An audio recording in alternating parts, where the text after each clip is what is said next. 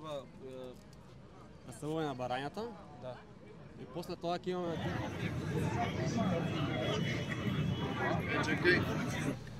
Во однос на случајот Пулс во Кочани, нашата иницијатива, разбирливо, има дилеми дали институциите и правосудните и државните ќе ја спроведат правдата на достојно ниво. Па поради тоа бараме транспарентно и целосно да се објави документацијата поврзана со работењето на клубот Пулс од 2012 година до денес. Односно бараме да се објави документацијата од следниве институции: Државен пазарен инспекторат, Министерство за економија, Државен градежен инспекторат, Министерство за внатрешни работи, Државен инспекторат за урбанизам, локална самоуправа во Кочани, локален градежен инспекторат, Дирекција за заштита и спасување, Управа за јавни приходи и консултативното тело за безбедност и превенција кое што е формирано во општина Кочани. Бараме да се објават овие документи за да видиме дали воопшто постојат, односно дали воопшто бил извршуван надзор во оваа дискотека. Понатаму не се задржуваме само на овој случај. Сметаме дека системот во Македонија не функционира од самото нејзино основање и затоа бараме транспарентно да се објави документацијата и за низа други трагедии кои што се случија изминатиот период. Односно бараме транспарентно да се објави документацијата за случајот поврзан со Беса Транс, случајот поврзан со Дурмотурс, случајот поврзан со онкологија и случајот поврзан со Тетовската модуларна болница. Сметаме дека исто така и во овие трагични настани, каде што системот потврлил, јавноста е нецелосно информирана, се со цел да се заштитат одредени индивидуалци или групи кои што владееле со Македонија во изминатите 35 години.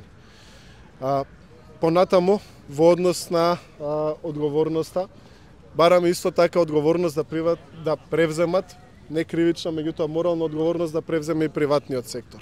Бараме коморите на угостители и нивните здруженија да превземат активни мерки за едукација на своите членки, како би можеле и самите тие да се справат со проблемите и самите да се подготват и да ги заштитат своите гости, а не само овие комори и здруженија да се вклучуваат и да бидат активни кога е потребна финансиска помош од државата или одредена дерегулација како би ги прошириле своите тераси или би ги намалиле своите трошоци за сметка на безбедноста и локалната заедница.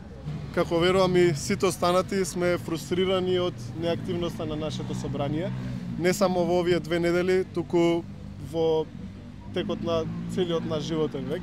Собранието е исклучително пасивно, иако има најголема обврска да ги репрезентира граѓаните на оваа држава. Така што поради тоа решивме кога собранието, кога пратениците кои што се платени од нашите даноци одат на одмор, ние како граѓани да се собереме и да дискутираме за своите проблеми. Да дискутираме, да соочиме различни мислења и аргументи, бидејќи сметаме дека само на тој начин можеме да вистински да го промениме системот и да се избориме за напредок на Македонија. Денеска сте беспатни трошоци.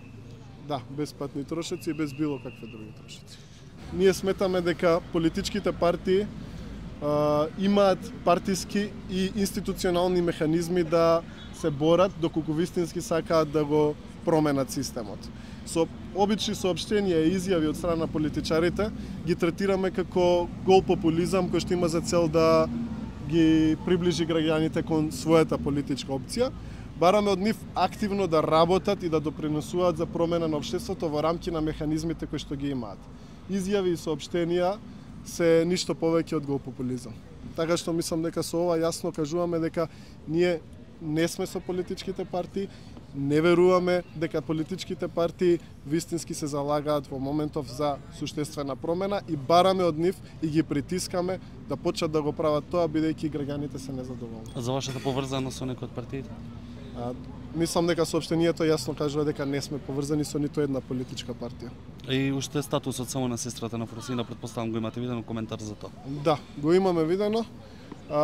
Сметаме дека секој граѓанин, колку и да не се согласуваме со мислењето, има право да го искаже своето мислење. Ние за секогаш ќе стоиме на браникот на слободата на говорот, така што го прифаќаме дека тие имаат право да го кажат своето мислење, ние имаме право да кажеме различно мислење и тоа е дел од едно демократско општество.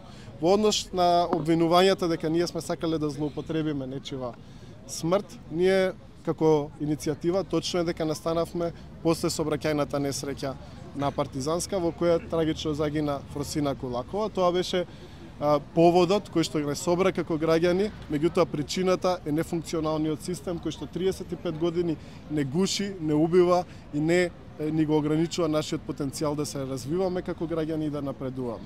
Така што ние ќе продолжиме да се бориме за секој еден граѓанин, за самите нас, за идните граѓани кои што ќе дојдат, бидејќи сакаме да живееме тука, па вклучувајќи ги и граѓаните кои што не се согласуваат со нас. Ќе имате ли следни активности? За следните активности ние сме хоризонтална структура, одлучуваме заедно, ги слушаме и нашите